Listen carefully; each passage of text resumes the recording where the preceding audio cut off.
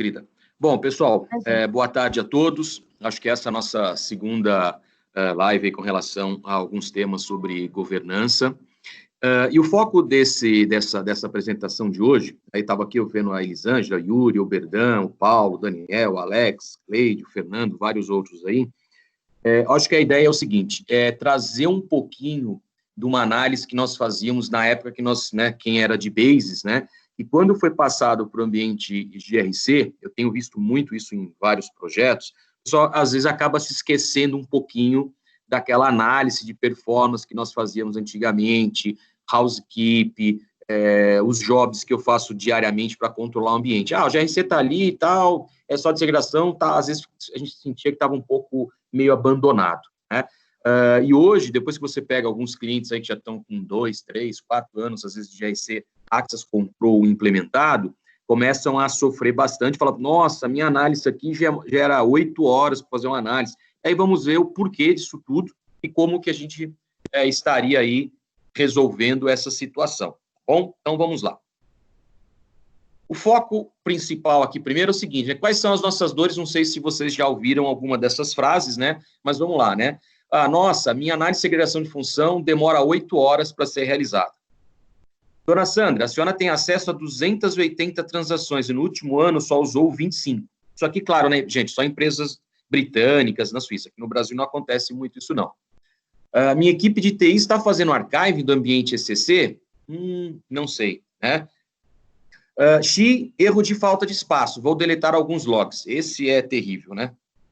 Implementei o SAP GRC há 3 anos. Por que demora tanto para fazer uma análise de perfil? E, né, aquele famoso gestor, eu salvo todos os logs de utilização do Firefighter na minha rede. Ótimo, perfeito. Mas vamos ver as ações que acabam, né, isso tudo gerando para nós aqui. Então, é o seguinte, antes da gente começar a falar, eu vou voltar um pouquinho no passado para passar um conceito para vocês como que o SAP trabalha, para a gente poder identificar cada item dentro dos indicadores de performance que a gente tem dentro do ambiente SAP, né? Então, vamos lá. Estou lá com o meu usuário, me loguei, né? Chamei lá o SAP Logon, ou qualquer aplicação, me loguei, o que vai acabar acontecendo, né?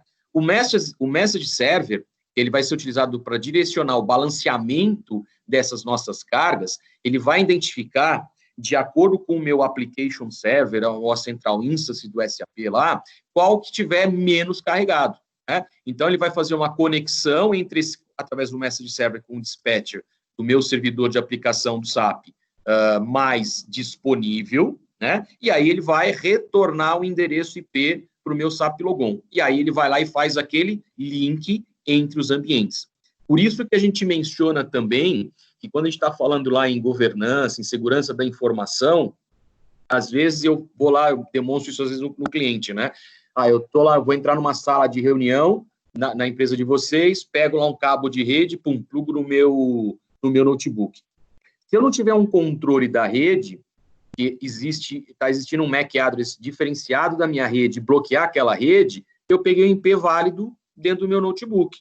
Eu tenho aqui o SAP Logon, conheço lá o Joãozinho da TI, ele me passou o endereço IP que é da SAP, beleza, dei uma ligada para a Mariazinha lá, peguei o usuário e a senha dela para tentar fazer um suporte, estou dentro do ambiente sem passar pela rede. Tomem cuidado com isso, é um tema que a gente pode falar depois em outra reunião, em outra seara aí, tá? Mas vamos lá para o nosso foco de performance. Legal, então, identifiquei aqui, beleza. O Work Process, que é um componente muito importante dentro do SAP, ele vai executar diversas tarefas de aplicações dentro do ABAP, nós temos lá os nossos Work Process. Então, tem lá Dialog, Background, de Enqueue, de Spool, de Update. E aí, aqui eu estou dizendo o que significa cada um deles e qual que é o parâmetro dentro da Instance Profile lá do SAP que eu ajusto para ter uma melhor configuração desses Work Process, né? Então, dentro do Dialog, Background, Enqueue, que nós vamos utilizar aí futuramente, tá? Então, mais um conceitozinho aqui. Uma outra, se eu estiver indo também via web, então eu tenho lá o ICM, né, o Internet Communication Manager, que também permite que o meu sistema SAP se comunique diretamente com a web. Então, o mesmo processo que eu tenho hoje para a visão do ABAP, Então, desse material aqui eu coletei para vocês dos cursos, além da Academia de Bases, dos cursos de segurança, tanto para o mundo ABAP como para o mundo Java, tá? Então, peguei um mix aqui para trazer para a gente ter essas ideias. Legal, mas então, eu vou ter para um lado o ABAP Dispatcher e tenho para um outro lado também, se for em Java, né, a parte lá do meu ambiente Java Dispatcher para também estar fazendo esse controle. Entendendo que a maioria das implementações hoje do nosso SAP, ele é chamado Dual Stack, ou seja, ele permite tanto fazer leitura de ABAP como leitura HTTP em Java aí, ok? Então, só para a gente ter essa ideia. Então, temos que monitorar isso também. Legal. Aí, o que acontece? Então, meu usuário se logou já no SAP, já tem IP válido, ele vai lá e executa uma transação. Legal. Quando ele executa uma transação, o que vai acabar acontecendo aqui? Ó? O dispatcher vai pegar aquela solicitação daquele meu usuário e vai classificar aqui na minha fila de pedidos, né? No conceito FIFO, ou seja, First In, First Out. O primeiro que entra vai ser o primeiro que sai, né? Beleza. Depois, o que acontece? Uma vez que eu consegui ter esse acesso, os pedidos são passados, então, nessa ordem, para o primeiro work process livre, né, que eu tenho disponível. Então, eu estou executando uma transação online, ele está pegando um work process dialog para estar fazendo esse processo. Legal. Então, opa, peguei um work process aqui. E aí, o que acontece, gente? Cada etapazinha dessa daqui é um delta T que eu tenho que analisar nos vários problemas de performance que eu posso estar tendo, tá bom? Então, o que acontece agora aqui, dentro do work process? O subprocesso tax handler, que está aqui, ele vai restaurar o contexto de usuário, ou seja, ele vai pegar os acessos, as autorizações que o usuário tem, as permissões que o usuário tem e trazer isso para dentro dessa informação aqui para dentro do work process para identificar se aquele usuário tem acesso naquela transação ou não. Legal. Aí, o que ele vai fazer depois? O tax handler ele vai chamar o processador DIMPRO. Esse processador aqui, o que ele vai fazer? Ele vai agora converter as telas que o meu usuário preencheu aqui no SAP GUI para variáveis do ABAP. Beleza. Aí, essa parte do ABAP, o que ele vai fazer? O processador ainda, ele vai executar o código, né? Então ele quer ler um cadastro de fornecedor. Opa, legal. Então, o que ele vai fazer agora?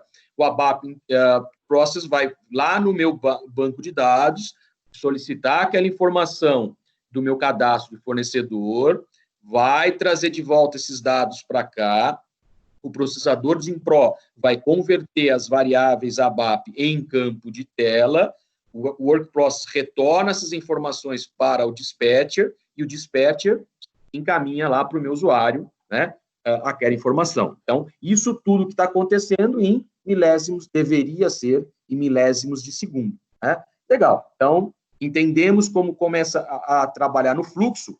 Aqui, depois a apresentação vai ficar com vocês, está o passo a passo do que eu mencionei ali, só para vocês depois terem aí como documento. A comparação que a gente pode fazer aqui entre o ABAP e o Java, então também tem os meus work processes aqui de um lado, eu tenho do outro lado também, então o ABAP Dispatcher vai fazer todo esse ajuste, essa configuração, o Java Dispatcher também. E aí a gente começa a já ponderar, né? O problema que eu tenho de performance, ele é generalizado? Ele afeta todos os nossos usuários? Não. Ele é local, só afeta quando executo determinadas transações, que seria menos mal. Ou é um problema localizado que, quando ocorre, leva a um problema generalizado de performance. Então, realmente, né, estou rodando uma análise lá, ele vai demorar 8, 12 horas para executar.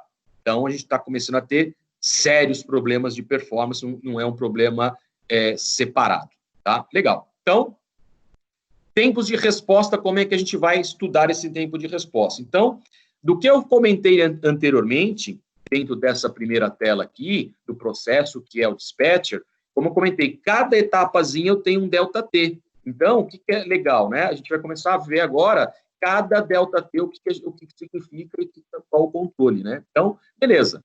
Então, vamos lá. O wait time, então, é o tempo que a request do usuário aguarda na fila do dispatcher. Então, eu recebi lá os dados lá do meu do meu usuário, né, que ele vai fazer aqui, ó, ele vai ficar no dispatcher um determinado tempo até ser liberado e localizar um work process. Então, isso aqui é um delta T que eu fico aguardando nessa fila de pedidos, eu tenho lá o wait time. Legal. Roll time, então é o tempo para copiar a parte inicial do contexto do usuário. Então, é quando ele carrega os dados de usuário para dentro aqui do work process. Então, outra pontuação para a gente aí. Não sei se já aconteceu com vocês, mas assim, o usuário lá está trabalhando, do nada ele diz que está com falta de autorização, liga lá para vocês, abre um chamado, vocês vão pesquisar lá, o cara tem todos os acessos do mundo. Vocês não fizeram absolutamente nada, só estavam pesquisando. Deu 2 minutos depois, ele liga e já falou, legal, hein, João, show de bola, que você fez aí, deu certo, tá funcionando. Se isso já aconteceu algumas vezes, não é Mr. M, não é mágica, acontece o seguinte, quando tem esse processo, né, de fazer aqui a carga dos dados de autorização do usuário para dentro da carga de memória de um work process, esse tamanho ele é restrito. Então, se aquele usuário tiver lá 200 transações, 500 transações, 800 transações, ele vai fazer várias vezes essa cópia de um lado para o outro, né? Então, o que acontece? A gente já começa a ter problema de paginação, né? Então, o que acontece? Eu preciso aumentar memórias. Não, eu tenho que rever os meus perfis de autorização. Eu estou com um perfil superdimensionado e toda vez que ele vai fazer uma carga, ele demora muito tempo. Como ele não consegue carregar 100%, ele carrega uma parte. A hora que o usuário vai executar uma transação, ele vai lá olhar, não tem, ele vai mandar mensagem para o usuário que não tem autorização, só que ele vai na memória, na área do usuário para buscar. Localizou, ele traz de novo aquele dado, aquele objeto, a partir dali o usuário teria o acesso, tá? Então, cuidado com isso daqui também. Outro ponto, então vamos lá.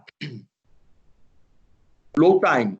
Então, é o tempo de carga do objeto compilado, que está aqui, né?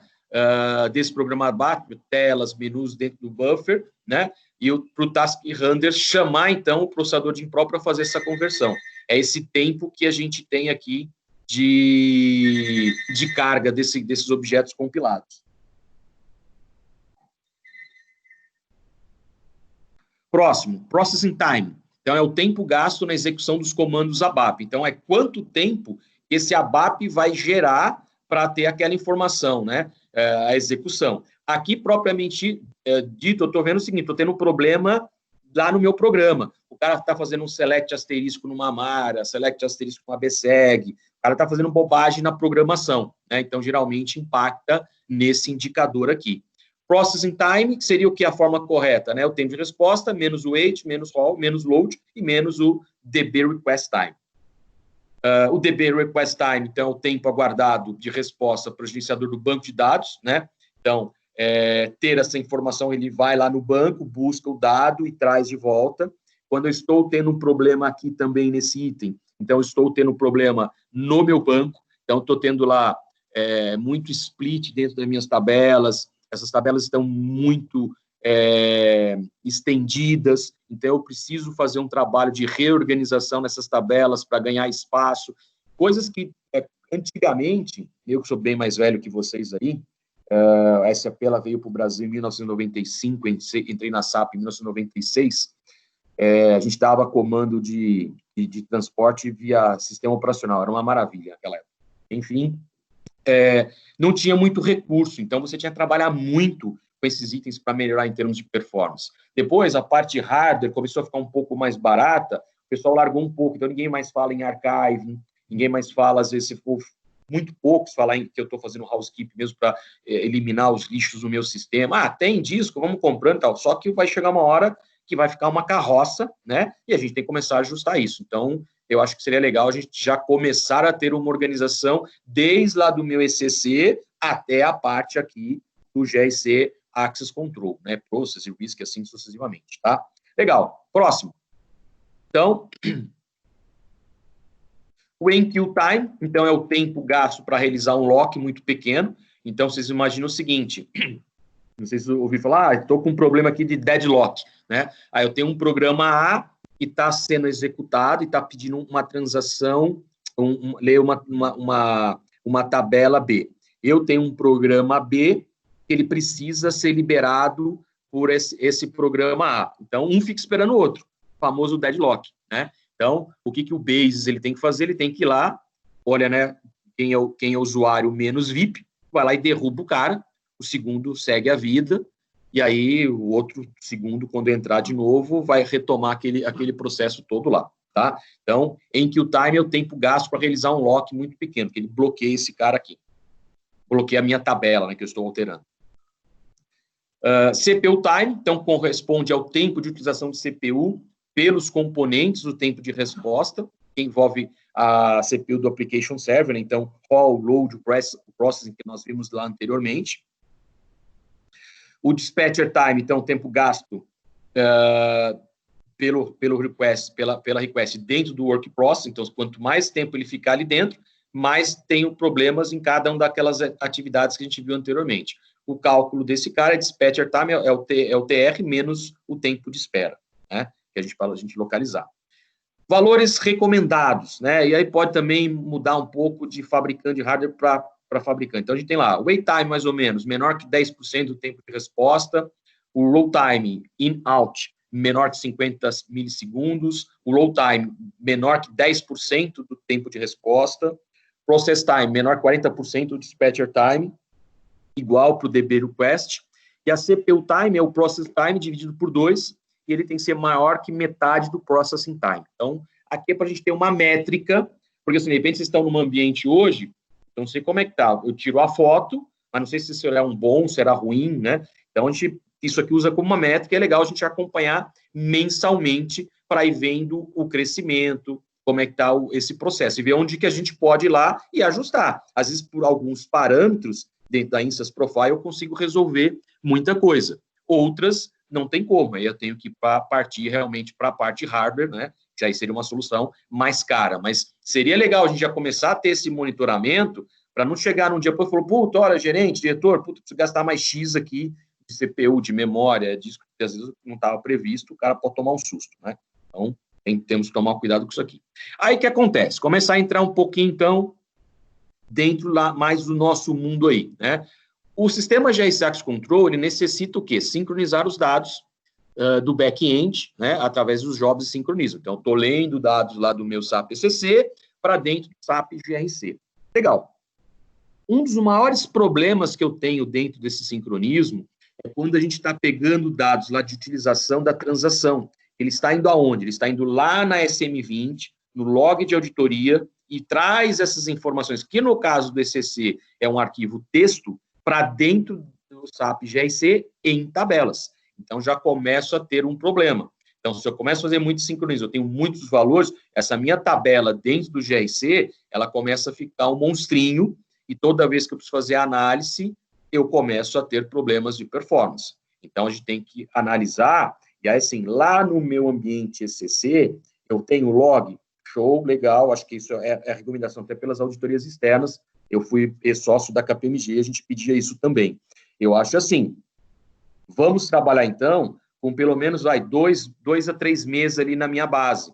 Né? Então, estou um mês vigente, 1 ou 2 meses anteriores. Passei para o próximo mês, faço um archive, faço um backup daquele penúltimo, né, do último mês, deleto, limpo, opa, estou com um crescimento legal. Mas não deixar, né, aquela coisa crescer. No ECC a gente não sente, às vezes, muito, porque ele está em um arquivo texto.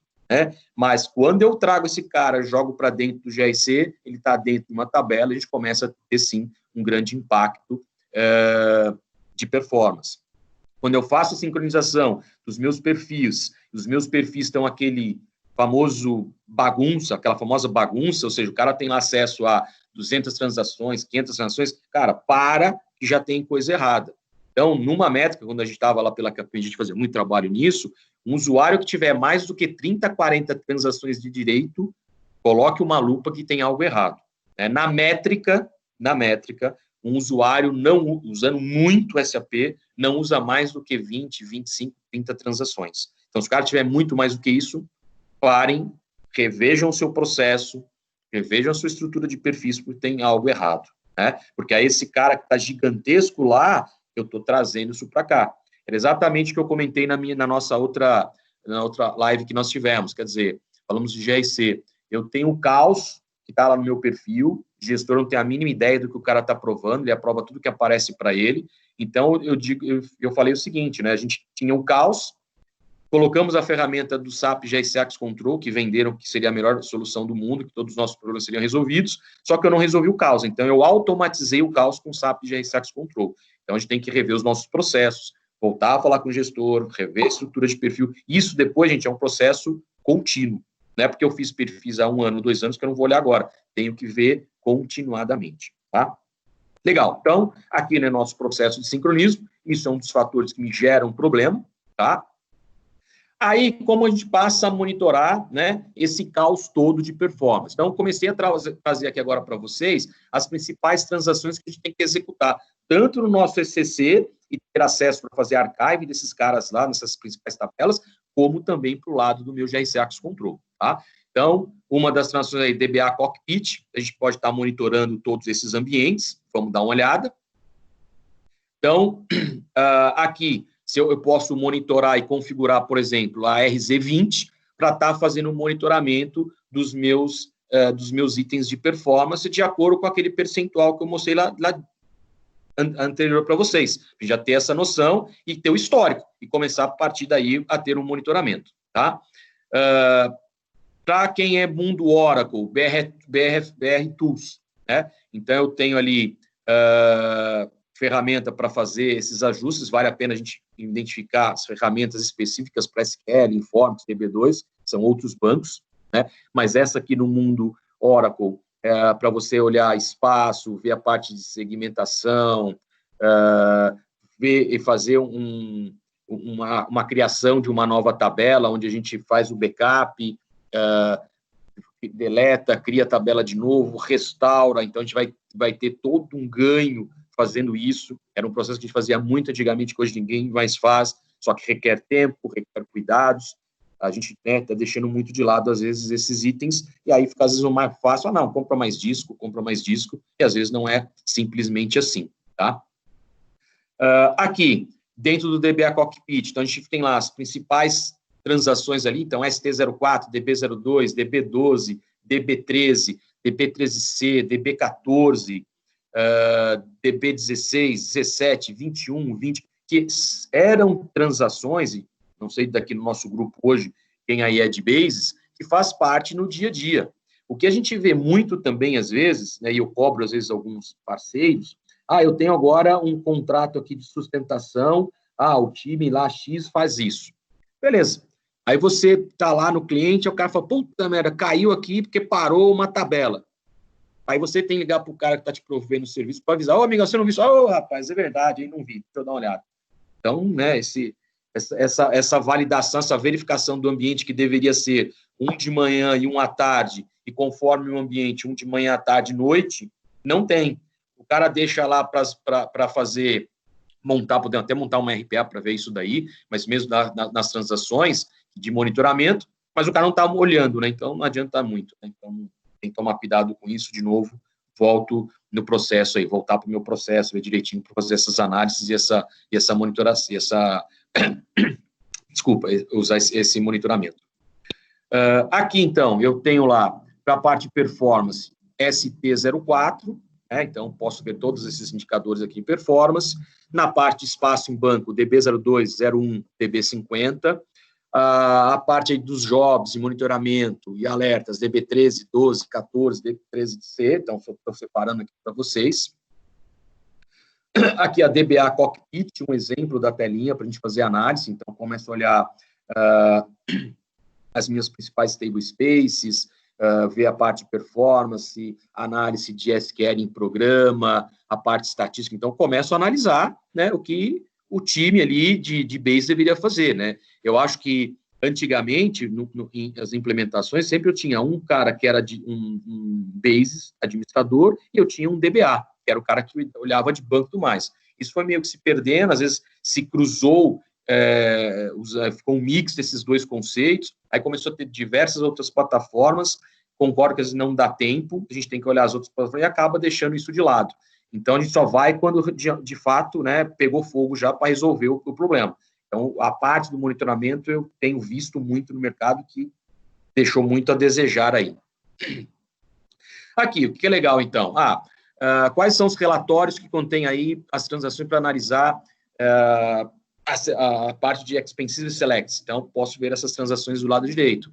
Para identificar acesso às tabelas que estão muito grandes, né? Usar os acessos em index.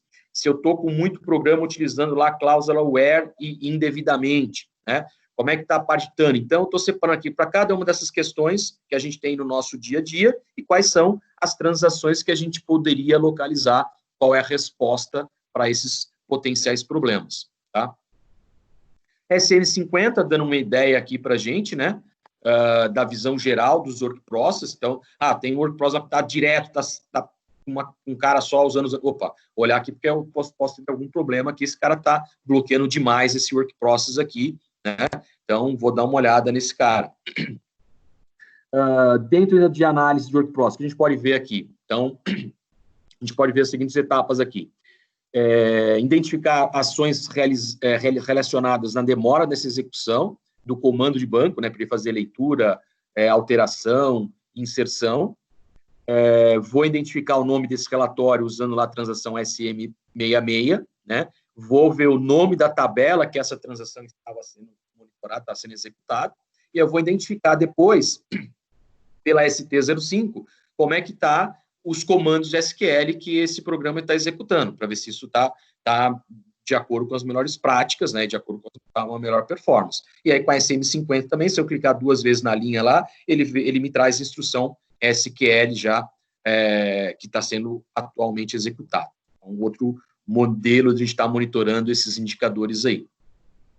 Aqui um exemplo da ST03N e da STAD, né, para a gente dar uma olhada. Então, tem lá as transações, o tempo de resposta, aqui, ó, o process. Então, começa a ter todo um trabalhozinho, tenho já toda uma planilha aqui que eu consigo estar controlando. Então, começo a ver pelas principais transações, o que seria legal, né? O que eu fazia no passado. Usando o log de auditoria na SM20, rodava mensal, eu via lá as 10, 20 transações mais utilizadas naquele período. Geralmente vão ser sempre essas que vão durante o meu ano todo. Identificar quais são as principais tabelas que são inseridas na chamada dos programas dessas transações. E aí fazer um monitoramento para essas 10 principais, 20, 30 que for. Mas pelo menos vocês, né, centralizam um pouco a informação, estão fazendo um monitoramento ali mais direto, né, e a gente passa a ter uma melhor performance. A ST04, né, também aqui, para a gente ter uma ideia. Dentro ainda dela, a gente pode ver as informações aqui de instruções SQL, né? Então, a gente pode buscar e pode fazer análise dessas instruções. Na ST05, eu posso utilizar aqui a parte do tracing para ver também essas execuções, o que tem mais de 1,5 segundos, então eu começo a fazer essa análise para cada uma delas. Transação SWI1 e SWIA para eu monitorar os meus workflows. Então, aqui, olhando, aí pode ser tanto para ECC como também para dentro do GRC, para ver se todos os workflows estão funcionando da melhor maneira possível, se eu estou tendo alguns problemas aí. Geralmente, demora de workflow tem muito a ver com aquela chavinha que fica atrás ali do mouse, né? O gestor que recebe uma solicitação, ele vai ler o e-mail dele a cada 5 dias, né?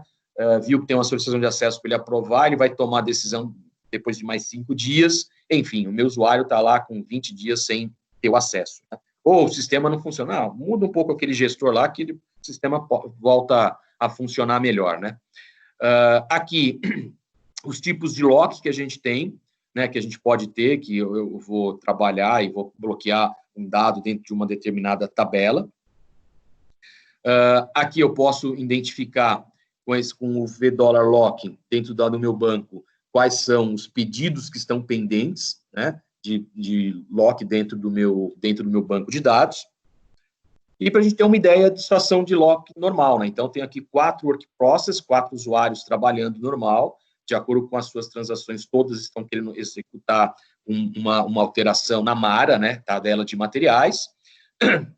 Só que o primeiro work process travou já esse cara, né? E aí o que acontece? Começa a ter um efeito cascata para os demais work processes que também necessitam ter acesso para essa tabela. Enquanto a primeira work process não liberar o acesso da Mara, o segundo não vai atender, nem o terceiro, nem o quarto, isso começa a encadear um processo como um todo, né? E a gente tem que dar uma olhada. Aí, vamos lá, se o cara que está no work process aqui, o meu usuário, não é um usuário tão assim, né, importante, mato esse cara aqui, o work process 2 já vai pegar esse cara, vai fazer o lock novo para a Mara, vai fazer a sua execução da transação que é mais rápido, acabou, libera para o terceiro, acabou, libera para o quarto, e assim sucessivamente, tá? Então, só para a gente ter uma ideia desse processo aqui que ele faz do bloqueio, porque senão eu teria várias pessoas executando ao mesmo tempo uma tabela e poderia ter problemas aí quando eu faço o commit dentro de cada uma das tabelas. Importante, outro ponto, archiving, né? Então, é o processo, através da transação SARA, da gente extrair de uma forma que a gente mantenha a integridade do nosso banco de dados aquelas informações que nós não precisamos mais, né? Então, vale a pena fazer o processo de archiving no meu ECC, principalmente, né? E também nas tabelas do GRC, que eu não estou utilizando mais. Eu tenho lá tantos workflows, já passou, tem um tempo lá que eu guardar. Então, começa a analisar essas tabelas que são mais pesadas, dentro tanto do SAP, do ECC, como do GRC, com essas transações que eu passei para vocês, selecionam lá as 10 principais e começam a monitorar. Conforme o crescimento, vale a pena fazer um processo de archiving para extrair os dados que a gente não está utilizando mais dentro da minha base. Um que de cara que vocês têm que olhar é o log de auditoria na SM20. Deixa na base o mês vigente e o mês anterior. E os demais, Sgarbi, salva num backup e deleta. Opa, mas eu precisei agora, por auditoria, ver um dado que está lá em fevereiro. Volta aquela informação, é um arquivo texto, vai lá na SM20 e eu leio o cara de novo, né? No processo de archiving, já é diferente. Uma vez que eu extraí da base, não volta mais. Aquele registro é meramente documental. Cuidado com isso. Eu acho que isso precisa ter um treinamento específico para a parte de archiving. Inclusive, a gente pode depois marcar uma live só para falar disso aqui, que é um tema importantíssimo. Ainda dentro aqui do processo de archive, então, como que a gente está executando, né? Então, eu vou extrair Por que o archiving é tão importante? Por exemplo, quando vocês fazem, vamos imaginar o seguinte, criei um usuário lá no SAP, legal, pá. Então, o que acontece?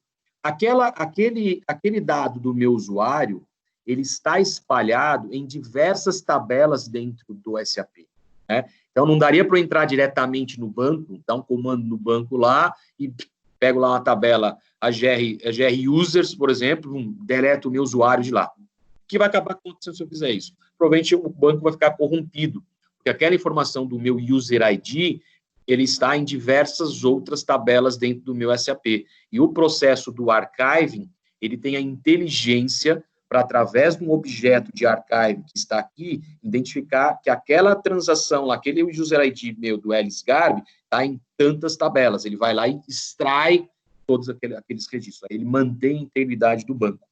Por isso que quando a auditoria externa vem lá aqueles malucos, eu já trabalhei nas externas, eu brigava muito com eles, mas eu tenho que ter aqui o log do banco que eu alterar. Eu falei, não, para que ninguém faz alteração direto no banco, né? Porque se o cara tem que fazer isso, a chance de corromper o banco é muito grande. E além do cara ser um expert em DBA, independente do banco, o cara tem que ser junto um expert na área funcional, para conhecer toda a integração do banco, para poder ir lá manualmente nas tabelas e deletar aquelas determinadas informações. Então, né, é muito mais complicado, né? Então, não é necessário ter essa informação, tá?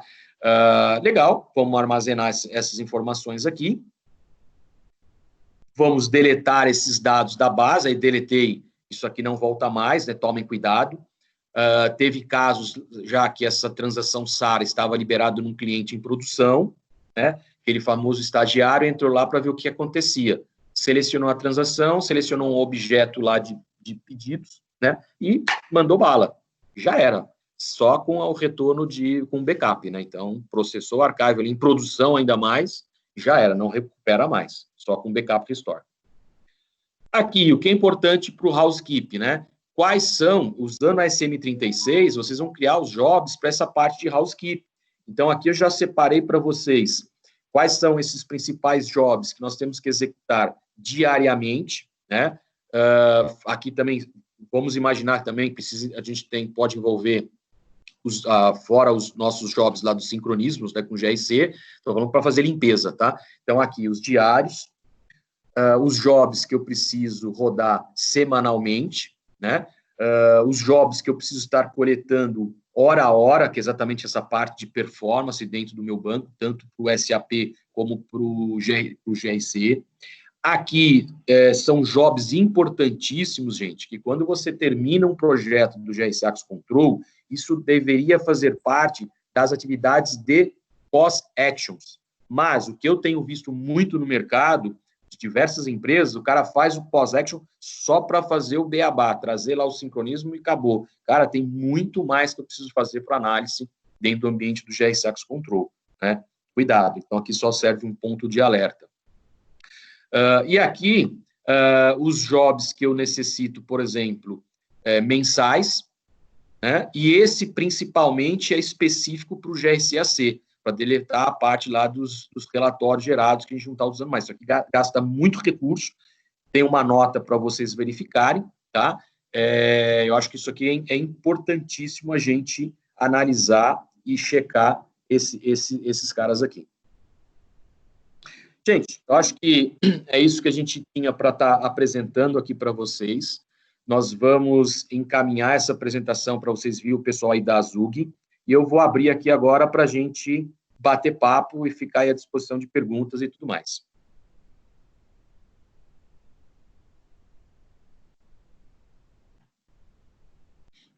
Estou à disposição de vocês, pessoal, por favor.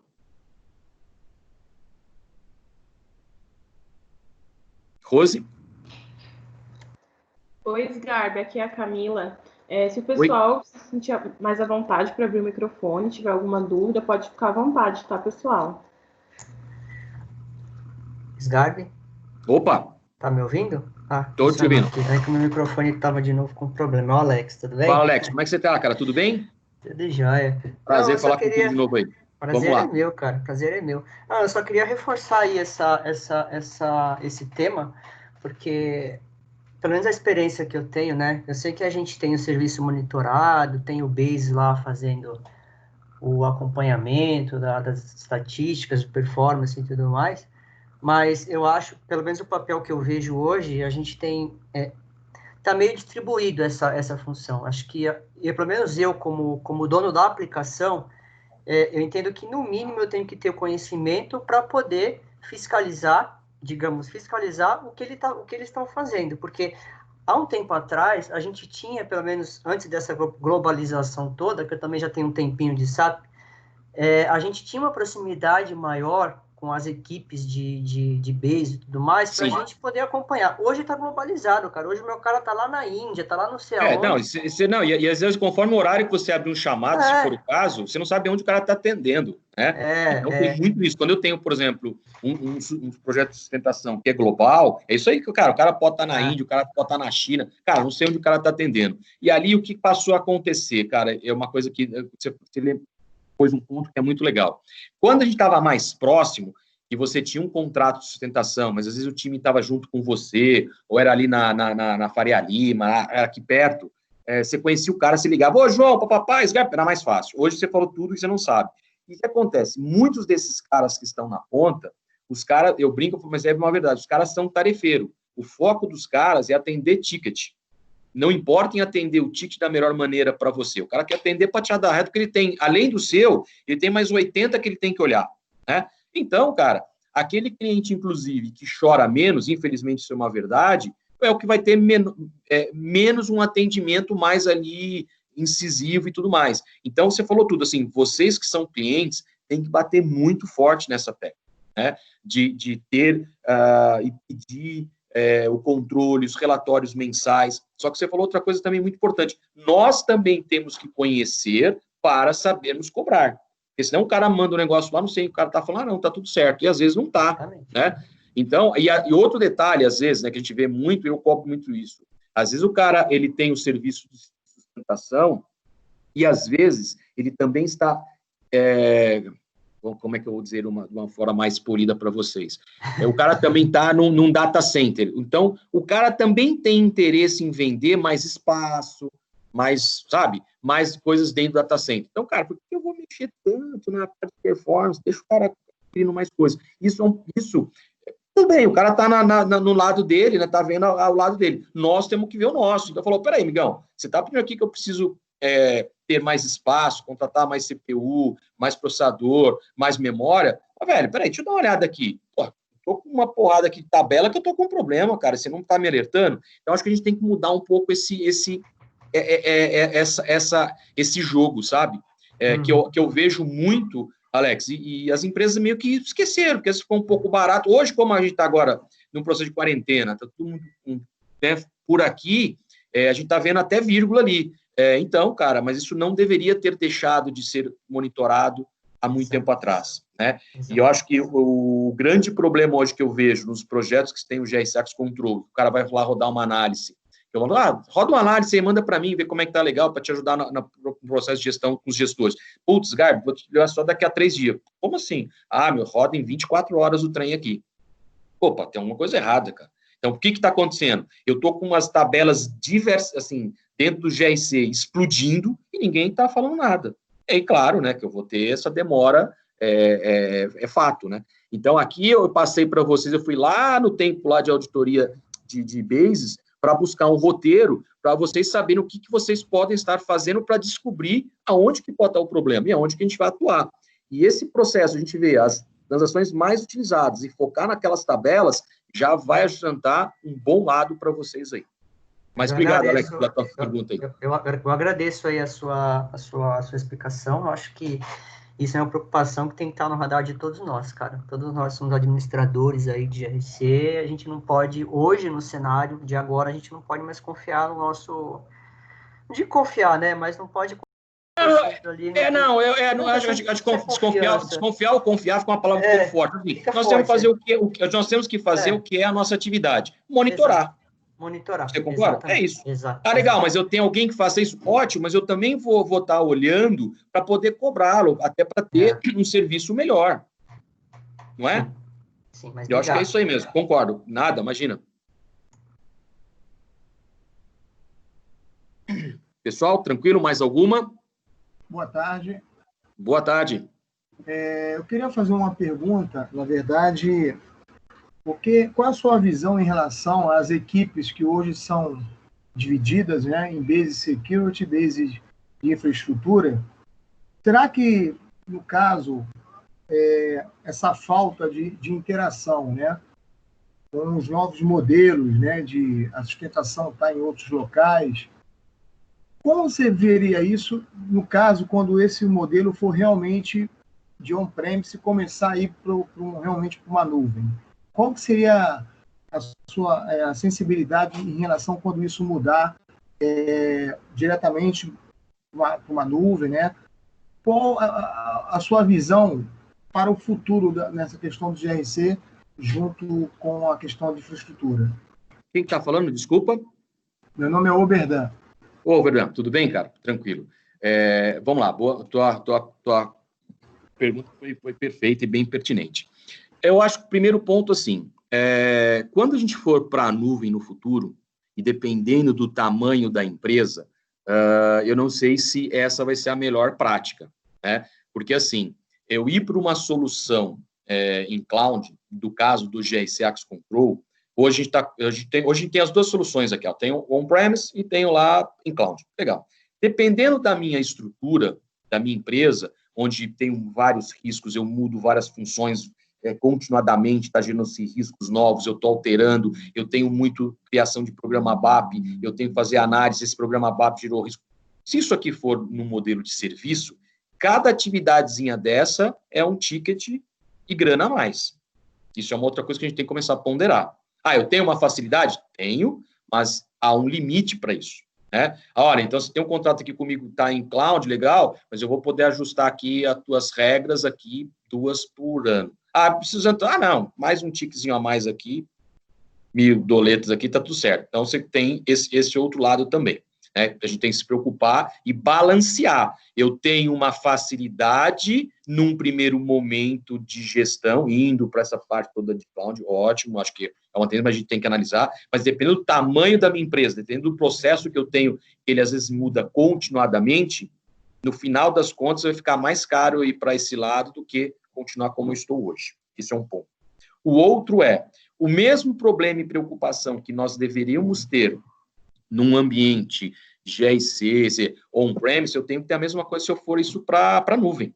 Eu tenho que ter esse mesmo problema, porque aí, de novo, né, eu vou ter outras variáveis, né, e eu tenho que ter esse conhecimento para, como o Alex mencionou anteriormente, poder estar monitorando.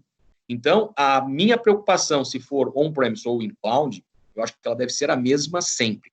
Não sei se a gente muda agora, muda daqui a tanto tempo. Eu acho que nós vamos ter, sim, uma facilidade em alguns produtos eu ir para a parte de nuvem, mas não sei se são todos. Eu tenho um pouco, assim, isso é uma opinião particular, eu acho que a gente deveria analisar um pouco antes, né? Ver de fato como é que... Porque, assim, hoje, cara, o que eu vejo muito qualquer solução que a gente esteja fazendo, a gente passa para a nossa diretoria, tem um produto X aqui que, pô, é o melhor dos mundos, todos os nossos problemas são resolvidos.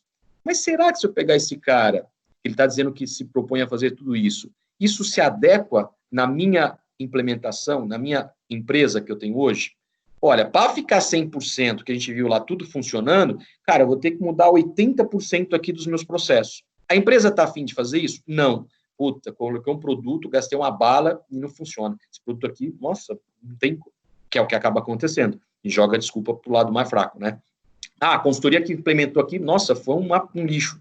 Nada funcionou. Não é bem assim, né? Então, acho que principalmente quando a gente fala em temas focado na área de governança, né, independente de qual seja o produto, agora CP, CRM, implementado em on-premise, em cloud, o que for, eu acho que eu sempre bato nessa tecla, a gente tem que sempre rever os famosos 3 Ps. Primeiro P, eu vou rever o processo da minha empresa, ver se aquilo se adequa àquele processo.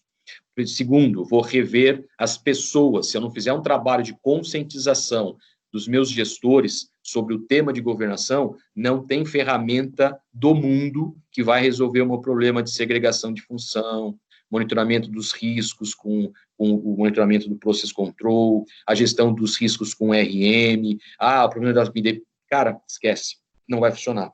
Eu vou estar no caos de novo, né? Então, você vê que, às vezes, muitas das vezes, a gente conversa com consultorias, tá batendo na tecla, mas parou aquele processo da revisão do processo, né? Pulou fora, né? Então, eu acho que a gente tem que rever um pouco essa atividade. E, por último, aí sim vem o último P, que é produto. Aí eu vou colocar um GX Access Control, um Process Control, um Risk Management, o AM, vou fazer a integração do IDM com isso, mas assim, acho que falta algum processo. Por exemplo, eu tenho visto muitas empresas que foram para o IDM da SAP e depois tombaram para sair fora dele.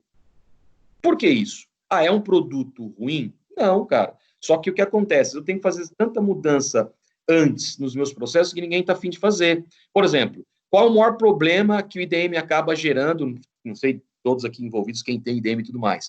É aquele que, assim, às vezes ele vai e faz o provisionamento para 2, 3 sistemas, em 2 não faz. Aí o cara tem que entrar na mão e ajustar. Isso acontece muito.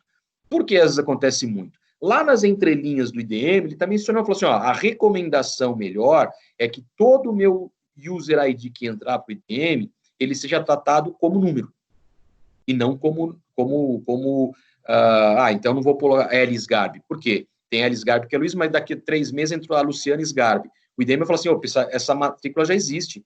Ele não vai pensar como a gente faz hoje manualmente, lá os caras dão aquelas mais, agora vai ser o L2 Sgarbi. Esquece, né? Então, ele fala que tem o ARIS, ok, só que como eu tenho muitos jobs de um lado para fazer esse depara, centralizar dentro do IDM, depois fazer os jobs para fazer os provisionamentos, é exatamente onde mora o perigo, onde eu tenho o maior tipo de problema, onde tem que tomar cuidado com isso. Mas, retomando a tua colocação também, que você havia mencionado, base security, base de infraestrutura, foi outro tema que você mencionou aí, eu acho assim, cara, com o passar do tempo, as empresas acabaram reduzindo os seus grupos de funcionários e acabou o cara que era base de infraestrutura sendo o cara de Base Security. E aí o que acontece? Esse cara que era o Base Infraestrutura, que ele cuidava de performance, itens mais específicos da parte técnica do meu ambiente, isso foi deixado de lado. Por quê? Como ele tem agora o crachá do Base Security, é porque no dia a dia lhe dá mais atividade, ele colocou todos os seus tempos para ter essa atividade. E bases ali, infra, cara, quando dava o problema, o que lá resolvia, ficava a nota, abria um chamado. Isso foi se deixando. Isso tem acontecido com muitas empresas, né? Então, eu acho que, e aí combinando, puxando o que o Alex falou, então, se eu sou um cara que eu estou hoje com 2 chapéus, security e infra, eu tenho que conhecer muito bem essa parte de infra, essa parte de análise, de monitoramento para performance, para cobrar ali, provavelmente, o meu parceiro que está fazendo hoje. Por quê? Também aconteceu muito isso, quando a gente começou a fazer lá os outsources e tudo mais, não, agora eu vou pôr toda a minha parte da plataforma numa empresa X, B, C, lá, que vai cuidar de toda a minha infra. E aí, o que aconteceu? Os caras viram, não, porque eu tenho um pacotinho de base também. Vai. Mas, cara, era aquele base que o Alex falou, o cara tá lá na China, né, não sei o que o cara tá fazendo, e o monitoramento, em alguns casos, né, deixava a desejar. Então, se você não está monitorando, você não conhece, a gente é pego de surpresa, cara. Então, eu acho que é isso que a gente tem que ver. Então, independente de mantermos ainda em on-premise ou ir para cloud, eu acho que a gente tem que ter essa preocupação e continuar com esse controle. Eu não consigo hoje na minha empresa ter essa segregação, base security e um bases de infra, eu estou fazendo as suas atividades, ok, então foque naquela que está te dando ali mais, provavelmente deve ser a de security, que dá mais volume, é o que tem, geralmente é o que gera mais volume, né? Apesar de você ter lá um terceiro que faz isso, mas cria você um controlezinho teu lá na CCMS, você ter esse monitoramento para você poder cobrar o teu parceiro, né? Eu acho que é por aí, cara. Não sei se te respondi, né? Mas estou à sua disposição. Não, me respondeu. Muito obrigado pela colocação. Imagina. Mais alguma, pessoal?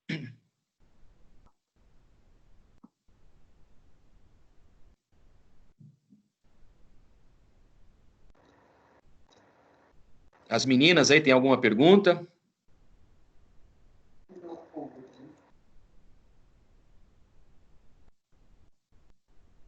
Vou falar uma pergunta que vocês não fizeram, mas de repente, só para a gente apimentar aqui o nosso bate-papo, chegando na hora final lá. Quando eu falei para vocês que um usuário ele não necessita mais do que 30 a 40 transações, tudo bem? Todo mundo concorda com isso? Eu concordo, só que eu acho que aqui no Brasil não acontece isso. Então, vamos lá. Por que não acontece isso, cara? Vamos lá, Alex, vou te passar aí assim. Mas eu concordo totalmente. Mas vamos lá. O que acontece? Vamos pegar um pouco de história aí.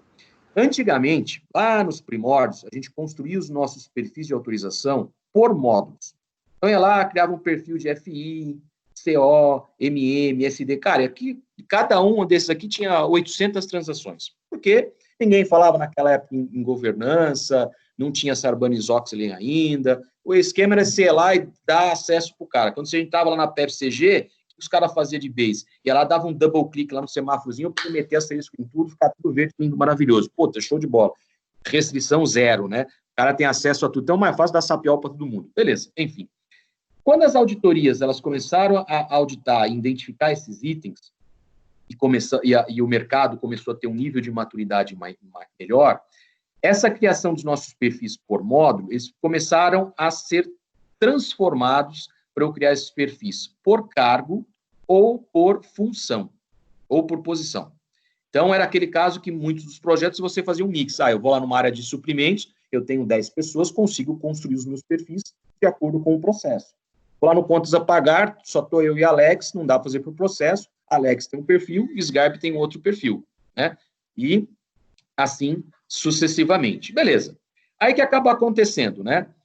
O mercado, de novo, foi tendo um nível de maturidade maior, a SAP lançou lá o IDM, e aí o IDM, para as empresas europeias, né, para a gente ficava meio torto aqui, começou a dizer que o melhor modelo de perfil era construir o perfil por cargo, certo? Porém, a gente começa, quando a gente olha aqui no Brasil, a gente começa a ter um certo problema. Então, eu tenho que definir os meus perfis por cargo/papel. Exemplo, eu e Alex somos auxiliares administrativos, cargo RH. Mas o Alex está na TI, eu estou na logística. Então, o meu perfil, se eu me basear nesse conceito, ele tem que ser auxiliar administrativo logística, auxiliar administrativo TI. Tá? E aí, o que acontece?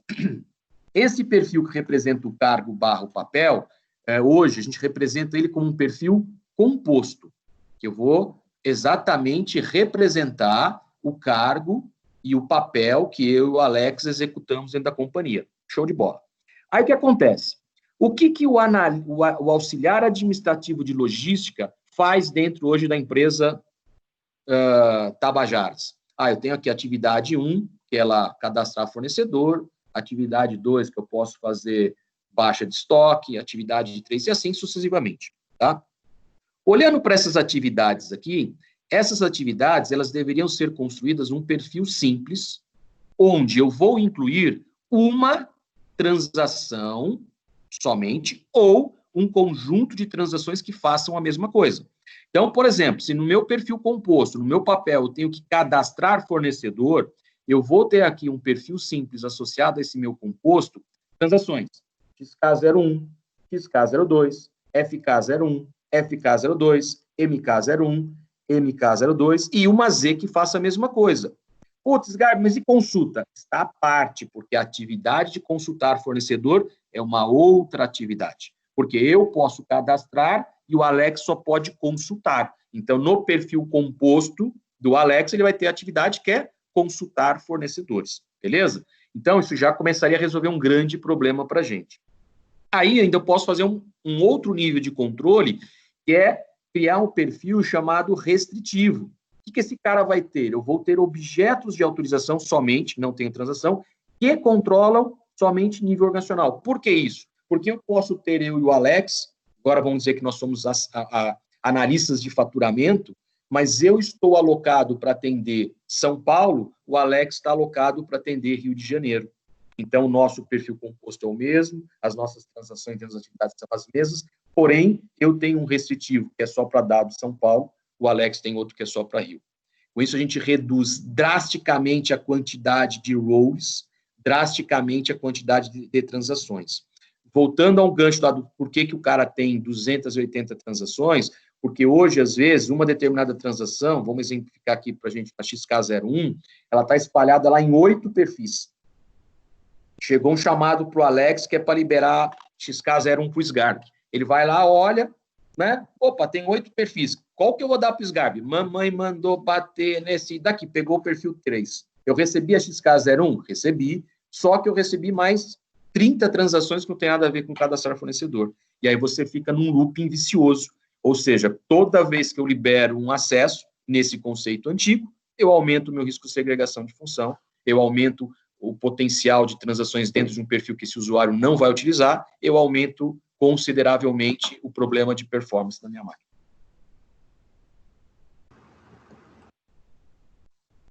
Beleza, gente? Saí da performance, fui lá para análise de segregação de função e perfil, hein? Duas palestras aqui, vamos lá, hein? Baseado na sua colocação, há muitos anos atrás, na área de aeronáutica, né, há muitos anos atrás eu fazia um curso de piloto privado de avião. Então, toda vez que no processo de piloto privado, você era obrigado a fazer um check-in. Né? Então, toda vez, aquele check-in era feito durante 1000 vezes, se eu fosse voar 1000 vezes. Né? Você acredita que, então, na verdade, essa falta de check-in ou reavaliar os processos é o que, como foi colocado, né? Eu tenho 8 perfis, eu vou escolher esse daqui. Essa falta de revisão é que leva a gerar esse retrabalho, né? Por não ter essa prática. Exato. Exato, porque assim, porque vamos imaginar o seguinte, se eu tivesse fazendo um processo, e aí o que é legal? Vamos imaginar que você fez o trabalho, revê os teus perfis, foi nessa linha de cargo/papel, que eu gosto muito, eu acho que olhando depois quem já está em produção, é um jeito que você mais reduz risco de segregação de função, porque o que é legal? você já garante para a tua auditoria externa, Bran, que no perfil simples, representatividade, eu não tenho nunca mais risco de segregação de função. Nunca mais vou ter segregação de função na vida. E o que é legal, uma vez que isso está mapeado, eu brinco quando eu falo com meus clientes, eu dou o conselho para ser um Lego. Está na prateleira, cara. O cara vai criar um papel composto, eu falo, legal, o que esse cara faz? Atividade A, B, C, ele vai pegar aqueles caras e joga lá. Mas ele não tem mais, por exemplo, 8 vezes a XK01 no mesmo acesso do cara. Você já resolve esse tipo de situação, né? Que é onde mora o grande problema, né? Aí, vamos lá, aquele famoso veja bem, né? Legal, estou eu e você aqui com o mesmo papel. Você vai precisar de uma nova transação, uma nova atividade. Você vai precisar lá, por exemplo, fazer um lançamento contábil. Qualquer coisa aqui de exemplo. Beleza. Como hoje o perfil é por cargo / papel, a hora que eu liberei essa transação para o Oberdan, automaticamente eu e o Alex vamos receber, porque a gente está tudo no mesmo papel, né? Só que tem aquele famoso veja bem, fala assim, não, mas nesse caso, só o Alex que pode ter o acesso. Eu e você não podemos ter mais. Então, o que está acontecendo nesse momento? O Alex, cara, ele não tem o mesmo papel, mas que eu e você dentro do SAP, apesar de ele ter o mesmo cargo. Então, ele pode ser mantido no cargo, mas o papel dele é outro. Eu crio um perfil composto diferenciado para o Alex, teria os mesmos atividades que eu e você temos, só que ele está recebendo aquela quarta atividade que é para lançamento contábil. Acabou, morreu. Eu não gero mais os riscos que a gente gera hoje, né? Só que assim, dá um trabalho para fazer esse levantamento? Dá. O meu gestor tem que estar revendo isso continuadamente? Tem, porque às vezes ele pode estar tendo, com o passar do período, aumentar de novo os acessos, eu vou lá no log, vejo que esse cara não tem, eu vou lá e ajusto. Então, o que a gente também tem que fazer muito é que depois que você faz um projeto de reestruturação dos seus perfis, esse projeto ele tem que mudar a chavinha. Ele tem que deixar de ser projeto e tem que se tornar um processo contínuo. E aqui é o que não acontece. O pessoal faz a revisão de perfil, deixa lá, Deus dará, passou, vai passando. Tem o terceiro que faz e tira e põe em perfil, fica aquela puta zona, 6 meses. Tá o caos de novo. Quem chegar de novo, pois não. Eu posso só acrescentar uma coisinha aí, já que você tocou aí na questão do perfil. Eu enxergo também que a composição do Lego, eu acho que ela é a melhor maneira da gente fazer a gestão dos perfis, né? Só que o exemplo que eu tenho aqui na companhia, a gente tem meio que um mix, né? É como se fosse o Lego, só que o nosso problema é que quando a gente fez esse desenho de perfil, a gente colocou tudo dentro, a gente criou um perfil composto, né? E embaixo dele eu tenho um perfil simples com todas as transações que o cara precisa usar. Então, a gente tem esse conceito de, mudou o papel, cria uma função composta nova, não sei o quê, só que a gente não tem o Lego. Entendi. Você tá em que empresa, Alex? Eu estou na Enel. Tá bom. Só que assim, a gente está fazendo uma gestão bacana, tem BRM, tem tudo bonitinho, mas o esforço para a gente fazer isso dentro de manutenção muito do perfil grande. É muito grande. Terrível, muito grande. Terrível, então, terrível. O que aconteceu na Enel aí, tá? Vou te falar. Eu participei um pouco no passado, fazendo um trabalho lá ainda com o time de controles internos de vocês aí, tá? E a gente sugeriu exatamente essa mudança, e aí aconteceu indo nesse meio termo, ou seja, eu tenho esse conceito, só que aí dentro desse composto eu tenho lá, sei lá, das transações todas que esse cara... Isso, o que acaba acontecendo? Você vai ter um volume de transações muito grande, porque você não deixou de ter a prateleira do Lego, né? Porque seria muito mais fácil você ter na tua estante do teu Lego um perfil simples, que é cadastrar fornecedor, baixa de estoque, lançamento... Sabe o que eu vejo? Sabe o que eu vejo, Scar? Eu vejo que a PFCG, ela não nasceu para isso. Ela nasceu para a gente mexer o mínimo possível.